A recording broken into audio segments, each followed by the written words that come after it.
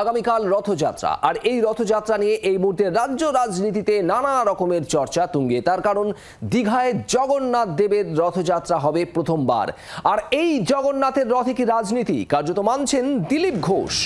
দুর্গাপুজো বা কার্নিভাল কি রাজনীতি নয়? রামনবমী নিয়ে কি রাজনীতি হয় না? প্রভু জগন্নাথ কেন বাদ থাকবেন? বিজেপি তো চাইবেই রথের বিকল্প দিতে। এই অধর্মের রাজত্বে যদি ধর্ম জাগরণ হয়, ভক্তি বাড়ে, ভালো কথা।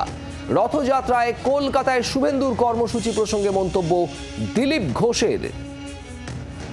অয়ন ঘোষাল আমাদের প্রতিনিধি রয়েছেন আমাদের সঙ্গে সরাসরি। অয়ন, রথযাত্রা নিয়ে রাজনীতি চর্চা এই মুহূর্তে তুঙ্গে, আর এখানেই দিলীপ ঘোষ তিনি কি বলছেন?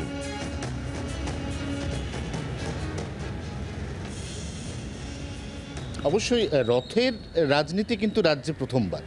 দীঘায় জগন্নাথ মন্দির তৈরি না হলে এবং সেখানে যদি ইতিমধ্যেই মুখ্যমন্ত্রী মমতা বন্দ্যোপাধ্যায় স্বয়ং পৌঁছে আগামীকালে রথযাত্রার প্রস্তুতি তোড়জোড় শুরু না করলে হয়তো এই বিতর্ক দানাই বাধ্য না। দীঘায় জগন্নাথ মন্দির তৈরি হওয়ার পর তার প্রসাদ বিতরণ থেকে শুরু করে আদৌ সেটা জগন্নাথ ধাম কিনা, তারপর সেই ধামের ধাম কথাটাকে সরিয়ে সে ফলক পরিবর্তন, একটার পর একটা বিতর্কের মধ্যে কোথাও না কোথাও যখন রথযাত্রার মাহেন্দ্রক্ষণ প্রায় উপস্থিত, তখন এই রাজনীতির মাত্রা আরও তুঙ্গে উঠেছে।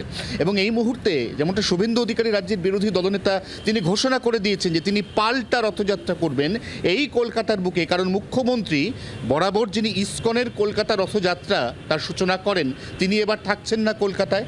অতএব এই সুযোগটাকে পুরোদস্তুর বিজেপি বলা ভালো বিরোধী দলনেতা কাজে লাগাবেন। সেন্ট্রাল অ্যাভিনিউতে কোনো একটি জায়গা থেকে আগামীকাল বেলা 12টার সময় তার 1 লক্ষ পুণ্যার্থী সমাগমের রথযাত্রার করার কথা তিনি এমনটাই জানিয়েছেন। তবে পুলিশের অনুমতি পাওয়া যাবে কি যাবে না শেষ মুহূর্তে তা একটা খুব গুরুত্বপূর্ণ প্রশ্ন।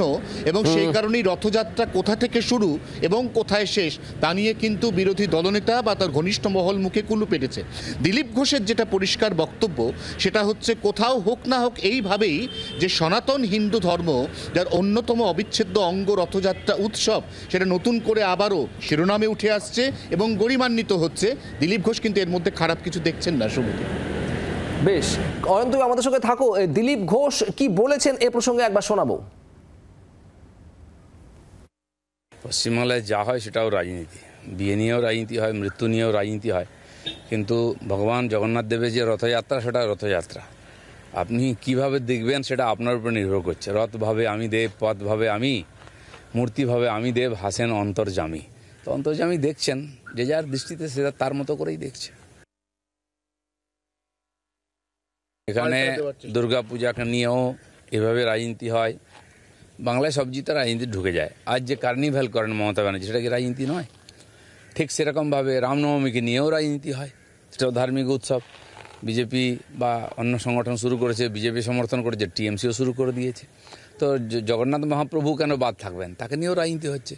সেন্ট্রাল এভিনিউ যে রথ, সেটাও কয়েক বছর ধরে হচ্ছে। হ্যাঁ, এটা ঠিকই যে বিজেপি সমর্থিত লোকেরা সেটা শুরু করেছেন, তারাই চালান। তো বিজেপি চাইবে একটা তার অল্টারনেটিভ দিতে, তো স্বাভাবিক, ভালো কথা। তো ধার্মিক জাগরণ যদি হয় পশ্চিমবাংলায়, এই অধর্মের রাজত্বে যদি ধর্ম জাগরণ হয়, মানুষের ধর্মের প্রতি যদি তার মন আসে, ভগবান জগন্নাথের প্রতি যদি কারো আর শ্রদ্ধা ভক্তি বাড়ে, তো সমাজের মঙ্গলই হবে।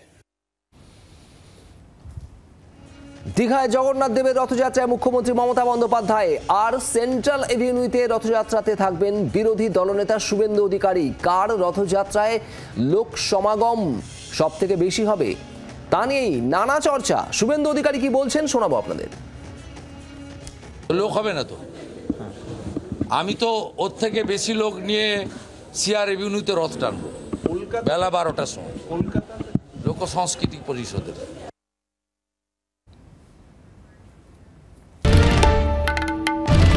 বাংলার আওয়াজ, বাঙালির আবেগ, জি 24 ঘন্টা।